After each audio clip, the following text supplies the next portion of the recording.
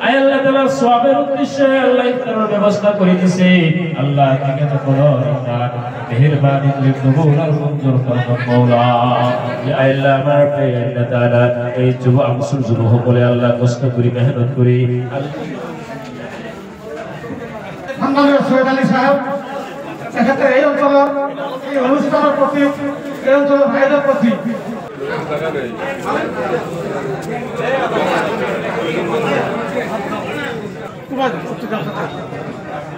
হয় আজি আমি অসম সংখ্যালঘু ছাত্র ইউনিয়ন চুমুকৈ আমচুৰ বিশ্বনাথ জিলা সমিতিৰ অন্তৰ্গত দক্ষিণ চুটিয়া আঞ্চলিক সমিতিৰ উদ্যোগত আজি আমি ইয়াত এক সময় ইফতাৰী আয়োজন অনুষ্ঠিত কৰা হৈছে। ইফতাৰী অনুষ্ঠান আপোনালোকে জানে যে আমি অসম সংখ্যালঘু ছাত্ৰ ইউনিয়ন আমচুৱে প্ৰত্যেক বছৰে সমগ্ৰ অসমতে বিভিন্ন জিলা সমিতি আঞ্চলিক সমিতিৰ উদ্যোগত আমি প্ৰতি বছৰে অসমৰ বিভিন্ন জাতি জনগোষ্ঠী ভাষা ভাষী আৰু ধৰ্মাৱলম্বী লোকক একত্ৰিত কৰি আমি ইফতাৰী অনুষ্ঠান আয়োজন কৰি আহিছো। এইবুলিও আমি ইয়াতে ইফতাৰী অনুষ্ঠান আয়োজন কৰিছো। আজি বিভিন্ন জাতি জনগোষ্ঠী ভাষা ভাষী ধৰ্মাৱলম্বী লোকসকল আহি ইয়াত আমাৰ একত্ৰিত হৈছে। আমি সকলোৱে মিলি আমি একেলগে ইফতাৰ কৰিম আজি। আৰু আমি সমগ্ৰ অসমত এটা সম্প্ৰীতিৰ বাৰ্তা দিব বিচাৰিছো যে অসমখনত বৰ্তমান একাংশ ৰাজনীতিবিদে অসমৰ মাননীয় মুখ্যমন্ত্ৰী হিমন্ত বিশ্ব শৰ্মাৰ মুখতে বিভিন্ন সময়ত দেখা পাওঁ সাম্প্ৰদায়িকতাৰ কথা, জাতিভেদৰ ভাগ বিভাজনৰ কথা, তেখেতসকলে ডিভাইড এণ্ড পলিচিৰ ৰুল ইমপ্লিমেণ্ট কৰি পেলাই অসমখনক ভাগ ভাগ কৰি শাসন কৰাৰ চেষ্টা কৰিছে। কিন্তু আজি এই ইফতাৰী অনুষ্ঠানত যিদৰে প্ৰতিটো জাতি জনগোষ্ঠীৰ মানুহ একত্ৰিত হৈ এই ইফতাৰী অনুষ্ঠানত যোগদান কৰিছে, সহযোগ কৰিছে, আমি সকলো একত্ৰিত হৈ ইফতাৰ কৰাৰ কাৰণে সাজু হৈছো। এটা কথা ইয়াৰ পৰা প্ৰমাণ হৈছে যে অসমত সাম্প্ৰদায়িকতাৰ কোনো স্থান নাই, অসমত ভেদাভেদৰ কোনো স্থান নাই, অসমত জাতিভেদৰ কোনো স্থান নাই। আমি সকলো জাতি জনগোষ্ঠী একত্ৰিত হৈ পেলাই অসমখনত আছো আৰু অনাগত দিনতো একেলগে একত্ৰিত হৈ অসমত সম্প্ৰীতিৰ পথেৰে আমি আগবঢ়াই যাব লাগিব। এখন শংকৰদেৱৰ অসম, এখন আজান ফকীৰৰ অসম, এখন মাধৱদেৱৰ অসম, সেই গুৰুসকলৰ যি আদৰ্শ সেই আদৰ্শ আগত লৈ আমি অসমবাসী সকলোৱে একত্ৰিত হৈ আমি আগবাঢ়ি যাব লাগিব।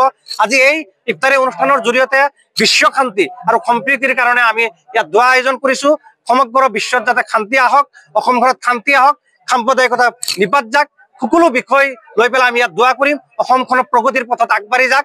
যি শংকৰদেৱৰ যিটো বৰ অসমৰ যিটো সপোন খাই বৰ অসম সপোনটো বাস্তৱিত হওক, তাকে আমি আজি ইয়াত কামনা কৰিছো। হয়, আজি আমি সদৌ অসম সংখ্যালঘু ছাত্ৰ ইউনিয়ন বিশ্বনাথ জিলা সমিতিৰ অন্তৰ্গত দক্ষিণ চুটিয়া আঞ্চলিক সমিতিৰ উদ্যোগত আজি আমি সমূহীয়াভাৱে ইফতাৰী অনুষ্ঠান কৰিছোঁ।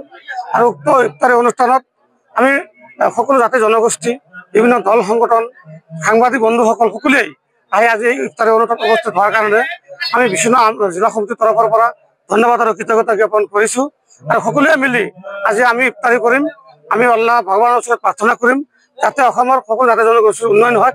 আমি সকলো উন্নয়নকামী চিন্তা কৰিম আৰু সকলোৱে ভাতৃত্ববোধেৰে জীয়াই থকাৰ কাৰণে আমি সকলোৱে চেষ্টা কৰিম বুলি আশা ৰাখিলোঁ। এই অনুষ্ঠানত উপস্থিত আছে আমাৰ আমচুৰ কেন্দ্ৰীয় সমিতিৰ সাধাৰণ সম্পাদক কুদ্দুছ আলী চৰকাৰ। আমি বিভিন্ন দল সংগঠনৰ সন্মানীয় বিষয়সকলকো আমন্ত্ৰণ কৰিছোঁ আৰু আমাৰ সাংবাদিক বন্ধুসকলকো আমন্ত্ৰণ কৰিছোঁ। আমি আৰক্ষী প্ৰশাসনকো আমন্ত্ৰণ কৰিছোঁ। এই অঞ্চলৰ বিভিন্ন জ্যেষ্ঠ ব্যক্তিসকলো আছে, বিভিন্ন অনুষ্ঠান প্ৰতিষ্ঠান অংশীদাৰ সকলো ইয়াত আছে। গতিকে আমি সকলোৱে ধন্যবাদ আৰু কৃতজ্ঞতা জ্ঞাপন কৰিছোঁ। এইসকলক আমি সকলোৰে সুস্বাস্থ্য আৰু দীৰ্ঘায়ু কামনা কৰিছোঁ।